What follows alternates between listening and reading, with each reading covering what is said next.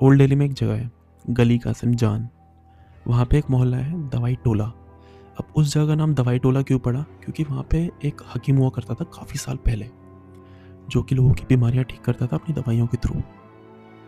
अब बड़ी interesting story है। ये करता क्या था कि रात को अपना क्लिनिक स्टार्ट करता था 12 से 3 के बीच में। और ताज्जुब की बात यह है कि पेशेंट्स आते थे इसके पास, बहुत दूर दूर से आते थे अपनी बीमारी ठीक करवाने के लिए।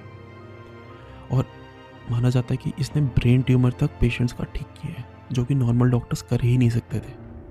अब जब पेशेंट इसके पास आते थे तो ये एक पुड़िया के रूप में दवाइयाँ देता था, जिसको खा के पेशेंट ठीक भी हो जाते थे। बदले में पेशेंट से मतलब ये कुछ डिमांड नहीं करता था, जिसने जितना दे दिया पैसा उसने ले लिया। और एक थैला वो रखता था अपने पास अपनी दुकान में, थैले के नीचे वो पैसे सारे रख देता था बिना देखे।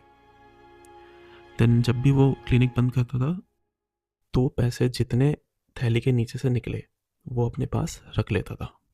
जैसे जैसे टाइम बीता उसका बेटा भी बड़ा हुआ। अब उसके बेटे को ये पता था कि थैले के नीचे पैसे रखे जाते हैं।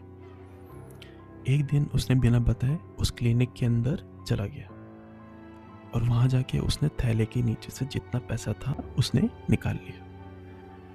अब हुआ ये कि उस रात के बाद से ना तो वो हकीम दिखा ना उसकी फैमिली दिखी, और वो क्लिनिक भी बंद हो गया। माना जाता है कि कुछ शक्तियाँ थी, सुपर नेचुरल पावर्स थे या जिन था उसके पीछे, जिसकी वजह से वो लोगों की एक पुड़िया के थ्रू ब्रेन ट्यूमर तक ठीक कर देता था।